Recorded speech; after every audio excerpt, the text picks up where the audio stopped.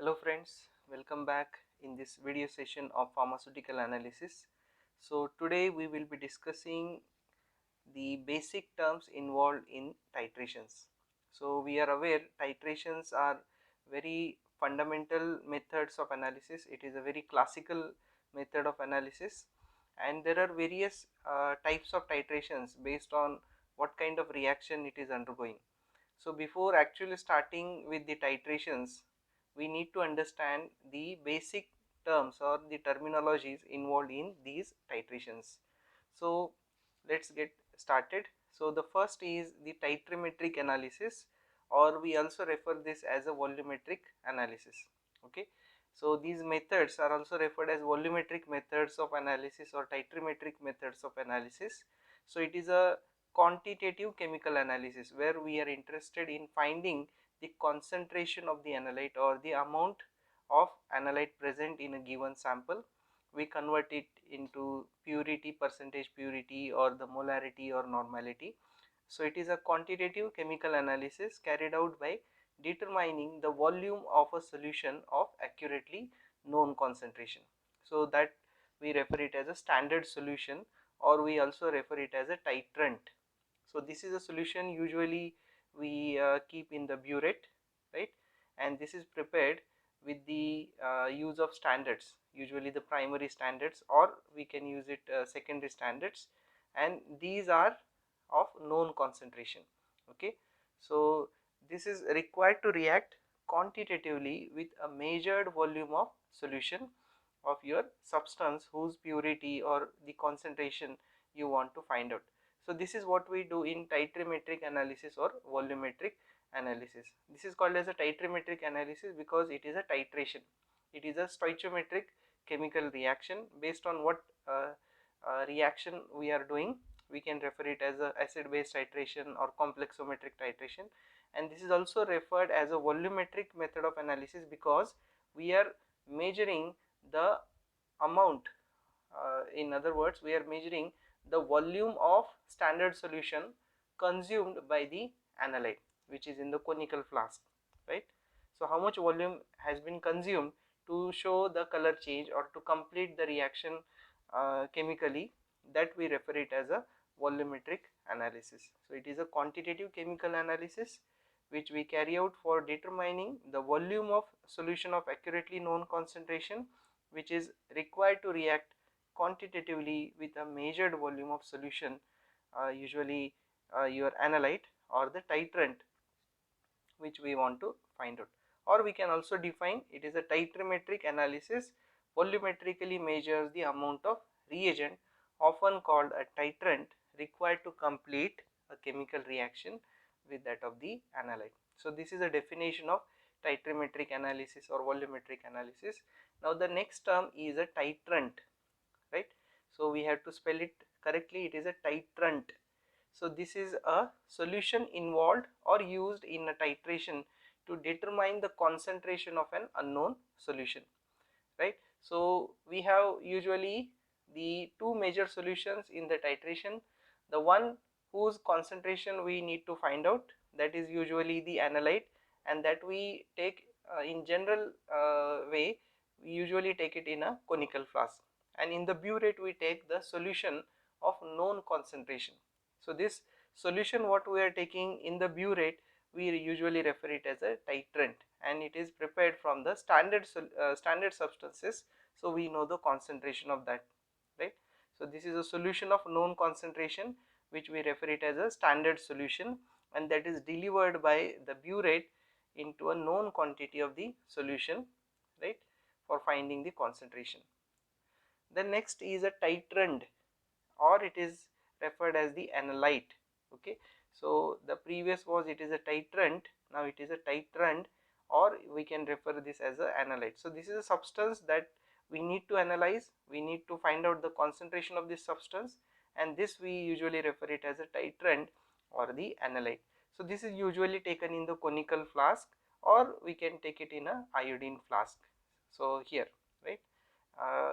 So based on the titration, if it is a redox titration, usually we perform it in iodine flask, and if it is a other kind of titration, we usually use a conical flask, or we also refer this conical flask as the Erlenmeyer flask. So this is the Erlenmeyer flask or the conical flask, where we need to use our analyte or the titrant in a solution form, and we take the titrant in the burette, and this is added usually in this particular sample solution with the help of indicator. And when we see the color change, we stop the addition and we measure the volume of titrant consumed, and based on some factor we calculate the concentration. Then titration is what? It is a process of adding and then actually measuring the volume of titrant consumed in the assay or even in the standardization, right? So this is what we do. We take some solution, usually the analyte in the conical flask or the iodine flask, and the standard solution in the burette, and we keep on adding unless and until we get the color change.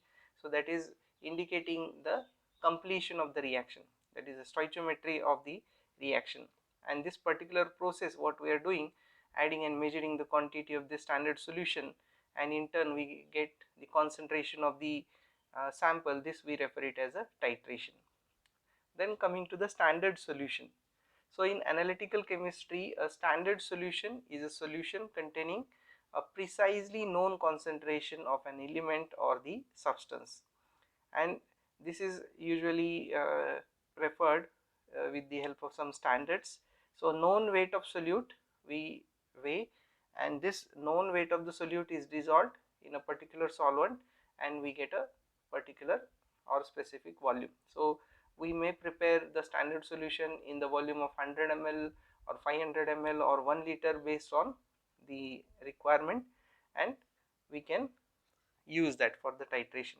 And these are generally prepared from the standards. So you have the primary standards and the secondary standards. We have already discussed about these. So if you are using primary standard, directly you can use it. They are fulfilling all those properties what we have discussed, and we need not to compare them again. But if you are using the secondary standards, you need to standardize them with the primary standard, and then you can use it for titration or finding the concentration of your analyte. And the next is the indicator. So indicator is the most important thing in the titration, usually the classical titration, which helps us to visualize the completion of the reaction, because what is happening in the solution, right? That is, let's say if you are taking an acid based titration, so if we are adding alkali into acid, usually the neutralization is happening, right? So when the neutralization is achieved, we are not able to see with our naked eyes. So we need to have some kind of detection which will help us to identify, okay, the reaction is done and we need to stop the addition of standard solution, and then we can measure the volume and we can do the calculation. So for this we use the indicator. So it is a substance that changes the color in response to a chemical change or chemical reaction. So for example, if the neutralization is done, it will have a different color, and before the neutralization it will have the different color. So based on the color change we can get an idea whether the reaction is complete or not. So the completion of titration is detected by some physical change produced by the standard solution itself. For example, the faint color formed by the potassium permanganate, right? Faint pink color. So usually we do it in a permagnometric kind of titration, where potassium permanganate is used as a self indicator. It is acting as a self indicator, right? So we keep on adding. Initially it is a colorless, and then when it is completely getting oxidized, then it will change the color, right? It will remain its in original form, and it will impart its own color to the solution, that is pink color, faint pink color, indicating the completion of the reaction. So like that, there are many examples of the indicators you can take, or by addition of an auxiliary reagent, which we refer it as a indicator. So it is auxiliary reagent because it is helping us to identify the completion of the chemical reaction in the titration. So there are various examples of indicators based on what kind of sample you have, right, and at what pH the reaction is getting completed. We have seen in the theories of acid base titrations, right, and what kind of type of titration you are dealing. So if you are using, let's say, acid based titration, you can use for phenolphthalein, or you can use a methyl red. If you are going for complexometry, you can use a modern black tea mixture as an indicator. So alternatively, other than indicators nowadays, because of the automation, we have some modern methods of detecting this stoichiometric point in a titration. So we use the potentiometer, which ultimately measures the change in the potential when the reaction is complete. So by using potentiometry also we can get the completion of reaction. So that is also nowadays very popularly used. Rather than using the indicator, we can take some electrochemical methods and we can get the idea about the completion of reaction. Okay, then next is the equivalence point and the end point. So usually when you talk about in a broad way, they are not different, right? But practically speaking, equivalence point is different from that of the end point. So what is the equivalence point? So this is the point in a titration where theoretically or stoichiometrically equivalent amount of analyte and titrant react with each other. This is the equivalent point, right?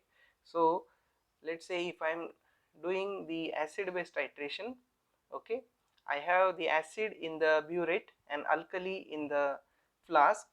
So what I need to do, I need to neutralize the alkali completely by adding the acid from the burette.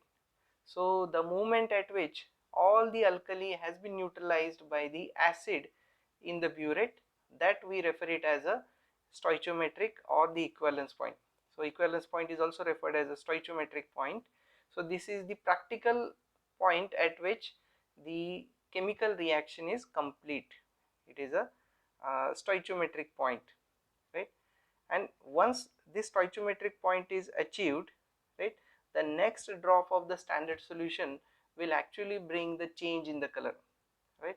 So what we observe, the change in the color from, let's say, colorless to pink or pink to yellow or whatever.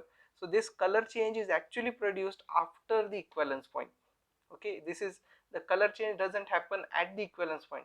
So there is a very minor difference between the equivalence point and the end point. So end point actually occurs after the equivalence point, and equivalence point represents the actual completion of the reaction. So when we talk about the acid based titration, it is a neutralization of your analyte completely, right, whatever it may be. If you are talking about the complexometric titration, the complex formation of all the analyte with that of the titrating reagent, right? So when that happens, we refer it as equivalence point. But when we get the color change, that is usually after the equivalence point, the next few drops, maybe 2 or 3 drops of your standard solution will change the color of the solution, and that will give the end point, right? So that is a basic difference between the equivalence point and the end point. So there is a very negligible difference between these two, and this difference usually we refer it as a titration error. So that this is a next term. So in ideal titration, the visible end point will coincide with the stoichiometric or theoretical endpoint. So in practice, however, very small or minute difference is there in between these two, and this actually represents the titration error. So ideally speaking, the titration error should be less as possible to avoid the error, right? So there should not be much difference between the stoichiometric point and the end point. If it is so, then we can say the titration error is negligible or it is almost zero. So the indicator and the experimental condition you have to select in such a way that this difference should be minimum, and the between the visible endpoint and the equivalence point, right, as much as possible we can try that. Then what are the conditions we need to have to perform the titrametric analysis? It is not like that for all substances we can go for the titrametric analysis. Yes, of course, most of the substances we can analyze with the help of this titrametric analysis, but they need to follow certain conditions. So the first thing is that the titrant should be either the standard or it can be standardized, right? So now we are aware what is the meaning of this titrant. So titrant is the solution of known concentration. Usually we put it in the burette, right? So this usually we prepare it with the help of primary standard, and if you do not know the concentration of that, you can standardize it and then you will get the concentration. So standardization is the process by which we get the concentration of the prepared solution. This is referred as a standardization. So you can use the standard solution whose concentration is known to you, or you can take the solution and then standardize it so that you will get the concentration of that, right? Either of these you should have. Then the reaction should proceed to a stable and well defined equivalence point, right? So this is again important because the chemistry also we need to understand behind this titration. So whatever reaction is happening in the solution, it should be stable and we should get a well defined equivalence point so that there will be a clear cut color change in the solution. The equivalence point must be able to get detected, right? Because if you are not able to detect the equivalence point by the color change or any other electrochemical methods, then the obviously the volume of the standard solution what you are adding or pouring, that will be different, and then ultimately the concentration of the analyte will be affected. So we should be able to detect the equivalence point or the completion of the reaction, and we should stop the addition of the solution from the burette, and so that we can get the answers correctly.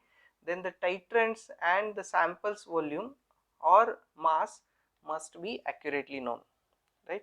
So because we need to find out the concentration of that, so we need to understand how much we have taken. We should able to take the appropriate mass or volume of that substance, so that it will be easy for the calculation and even for finding the concentration. The reaction must proceed by a definite chemistry, and there should not be complicating side reactions. Okay, this is again important because this is usually happens in case of complexometric titration. So when the complex is getting formed, on the other hand there is a generation of H plus ions, and this H plus ions will change the pH of the solution. So if the pH of the solution will change, it will have the influence on the stability of the formed complex, as well as it will have the influence on the color change which is given by the indicator. So we use a buffer solutions in those cases, right? So those things also we need to consider whenever we are performing the titration. The reaction should be nearly complete at the equivalence point. In other words, the chemical equilibrium favors the product. Okay, so this is again important in case of titrations, and the reaction rate should be fast enough to be practical. So the reaction what we are performing, whether it is a complex formation or whether it is oxidation reduction, so it should be practically possible and it should be fast enough so that we can complete the titration in a short period of time and we can get the concentration of our analyte. So these are the terms which we need to understand. Now based on the reactions what is involved in the titration, we can classify these titrometric methods of analysis. So the first is acid base titration, which we also refer it as a neutralization reactions. So these include the titrations of free bases or those formed from salts of weak acids by the hydrolysis with a standard acid. If you are using, we refer it as acidometry, and the titration of free acid or those formed by the hydrolysis of salt of weak bases. So this is referred as the alkalimetry, right? So what you are taking in the burette, that will actually determine whether it is acidometry or the alkalimetry. The reaction involve the combination of hydrogen and hydroxide ions to form the water. So you can see here the H plus ions of acid is reacting with the OH minus or hydroxide ions of the alkali, and then it is getting neutralized and water molecules are getting formed. So based on the solvent what you are using to dissolve your analyte, we can classify these neutralization or acid base titrations into two types. So usually most of the times we prefer to go for the aqueous media like water as a solvent. So if we are using water as a solvent for performing this titration, especially dissolving the analyte, right, and preparing the standard solution, we refer this as acid based titration in the aqueous media.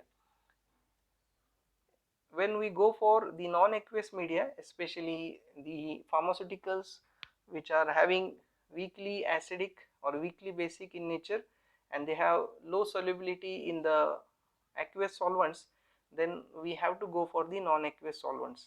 So if you are performing the acid based titration in non-aqueous media or non-aqueous solvents, then we should refer it as acid based titration in the non-aqueous media.